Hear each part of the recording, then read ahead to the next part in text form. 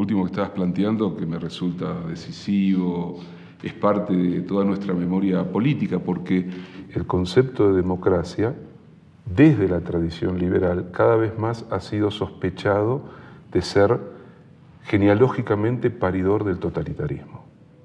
Esa democracia que no se completa, esa democracia aluvional, esa democracia del desacuerdo, del conflicto, es también la democracia de las exigencias de las mayorías y el arrinconamiento de las minorías, como si en la genealogía de las grandes tradiciones políticas de la Revolución Rusa, en realidad de la Revolución Francesa, pasando por la Revolución Rusa, a los totalitarismos del siglo XX, la democracia cada vez más aparece como o es democracia formal, democracia de leyes, democracia republicana, o es un enorme peligro de violencia inaudita en el interior de las sociedades. Y lo que yo creo es que la realidad es la fusión de los dos. Porque ciertamente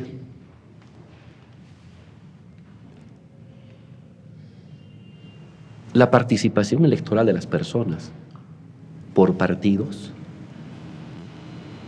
el formato de la democracia liberal, racional e institucionalizada, la conformación del Parlamento con 150, con 200 parlamentarios durante 5 años, durante 4 años, no solamente es una formalidad, pero es también más que una formalidad, es una cultura colectiva y no debemos despreciar eso. Forma parte de las adquisiciones culturales de la sociedad, de la masa. Y entonces uno no puede mirar eso tampoco con desprecio, que es un poco lo que hacíamos la izquierda. Eso no funciona, no es la verdadera democracia, ¿no? Porque la engañan al pueblo, pero el pueblo no es tonto. El pueblo participa en eso. Forma parte de su bagaje cultural de experiencias acumuladas en 50, 100 años y la ha reivindicado frente a los militares, cuando los militares conculcaban ello. Ha peleado, se ha hecho matar por eso. Y eso no puede ser una tontera. Quiere decir que esa institucionalidad, esa formalidad, constituye también parte del bagaje cultural político de la sociedad. Entonces, lo liberal, lo representativo, es también parte de lo popular. No es una imposición. Pero lo popular es mucho más que eso. Y quizá la experiencia latinoamericana, su vigor, su fuerza, es de que no es la sustitución de la democracia liberal. No es el reemplazo de la democracia liberal por los soviets, no es cierto. Es la complementariedad o el enriquecimiento de la democracia representativa, liberal, con la democracia plebeya, con la gente en las calles, con la gente deliberando, con la gente tomando decisiones sobre distintos temas, con las reuniones, con las asambleas. Y entonces ahí tienes los dos componentes vivos, la forma y el contenido. Cuando solo privilegias la forma, fósil. Es un hecho fósil y espectral. Si solamente te quedas con el flujo vivo, activo de la masa en disenso, te quedas con la fuerza de los hechos y no con la viabilidad de los hechos. Pero si las mezclas las dos, entonces tienes un nuevo tipo de gobernabilidad, tienes una reivindicación de tus raíces populares emergentes de disenso, pero también no te estás peleando, sino la estás totalizando, la estás reinterpretando a las instituciones liberales representativas y todo desde lo popular. Por eso, digamos, la experiencia latinoamericana de esta última década es muy vigorosa, ¿no? Y va más allá de este debate. O democracia burguesa o democracia revolucionaria, no es cierto. Las dos habían formado parte de los bagajes culturales de la sociedad que han logrado expresarse y complementarse. No habría gobiernos progresistas hoy en América Latina si no era la democracia representativa. En los años 80 y los años 90, efectivamente, saliendo de las noches de las dictaduras y de las noches más terribles, valorizamos profundamente el Estado de Derecho, valorizamos eso que antes llamábamos democracias liberales, valorizábamos que la sociedad se sintiera atravesada por esa idea de democracia, pero también en un momento determinado comenzamos a vislumbrar que se estaba fetichizando esa democracia, que se la estaba vaciando, que se estaba girando lo que tú definías como democracia fósil y que en el mismo momento histórico en que nuestros países recuperaban el Estado de Derecho y dejábamos atrás la noche de las dictaduras, avanzaba sobre América Latina un modelo, una nueva hegemonía que por comodidad podemos llamar neoliberal, que se apropiaba del Estado de Derecho, se apropiaba de las democracias, ya no necesitaba la violencia del terrorismo de Estado y generaba un proceso de destrucción del tejido social y una concentración de la riqueza y una desigualdad como no habíamos conocido prácticamente nunca en nuestra historia. Y allí la propia idea de democracia comenzó a plantearnos la necesidad de discutirla de otro modo.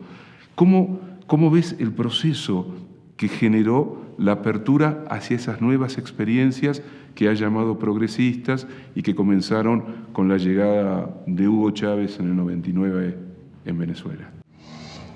Yo creo que, viendo hacia en perspectiva histórica, la derecha a su modo fue más popular que la izquierda, porque la derecha supo entender a su modo para manipularla, para utilizarla y vaciarla de contenido real, supo entender que la democracia era parte del bagaje cultural y político de la sociedad. Porque la izquierda estaba debatiendo que qué hacíamos con esta democracia burguesa, ¿no? Estábamos en ese debate, que eso no era democracia, que eso era burgués, que era liberal, que era democracia formal. Y mientras todos estábamos debatiendo eso en pequeños grupos, la derecha estaba armando estructuras partidarias, estaba armando programas económicos, participaba en elecciones, ganaba elecciones con el voto popular y la legitimidad del voto popular, y tomaba decisiones que desorganizaban lo popular y que en verdad desorganizaron las identidades nacionales en los últimos 20 años. En ese sentido, la derecha, a pesar de ser antipopular, fue más popular, porque supo entender que la democracia era más que un formalismo, que supo entender que la democracia formaba parte de las legitimidades populares. Puedes hacer lo que quieras, en términos, digamos, uno como revolucionario dice, quiero hacer muchas cosas, pero si no respetas los hábitos políticos y culturales de la sociedad, no vas a poder hacer lo que quieras. Puedes plantearte muchos objetivos, pero si no sabes entender los procedimientos de lo popular, nunca vas a poder pasar de la reflexión meramente teórica de cenáculo a un hecho político práctico, real y expansivo. Entonces, yo creo que la izquierda reflexiona todo esto. Entre los años 80 y 90, cuando es la oscuridad plena en el continente, cuando se montan en la democracia, se montan en el hábito colectivo de lo democrático las derechas para vaciar su contenido. La izquierda tiene todo un aprendizaje, pero además, ante todo va a ser la propia sociedad la que va a enseñar a la propia izquierda esta dualidad de lo democrático entre institucional y asambleístico, entre formal y multitudinario, entre liberal y plebeyo. Es la propia sociedad la que va a sacar a luz. Y eso yo lo veo aquí en Bolivia muy claro. El año 2000 acá en Bolivia se da la primera pelea para desprivatizar el agua. Y es una combinación tan fascinante entre lo democrático liberal y lo democrático plebeyo, que para mí va a ser toda una revelación, y creo que para mi generación lo va a ser de la igual manera. Tú vas a tener una asamblea de casi 100.000 personas en una plaza. Han expulsado a los policías, han expulsado a los militares, ha habido un muerto, la gente ha colocado barricadas por las calles. Es casi la Comuna de París. Y la gente, en esas 100.000 personas, deliberan que el agua no puede ser privada. Han tomado una decisión y punto. Un hecho de masa, un hecho soviético, si tú quieres, un hecho plebeyo. Pero inmediatamente esa misma masa, esos mismos 100.000 cochabambinos, clases medias, indígenas, campesinos, obreros, cocaleros, agarran un teléfono y se comunican con el presidente y le piden, le obligan a que inmediatamente cambien una ley en el Parlamento. Y que mientras no vayan a cambiar la ley en el Parlamento, en ese Parlamento devaluado, pero existente, esas 100.000 personas no se van a mover. Y las 100.000 personas, a través de sus dirigentes, comienzan a dictar la nueva ley a los parlamentarios, que se reúnen de emergencia, escriben la nueva ley y la aprueban. Y en ese momento la gente se va a su casa. Mira esta combinación fantástica entre lo liberal y lo plebeyo, entre lo formal y lo multitudinario. Y eso nos ha enseñado a nosotros.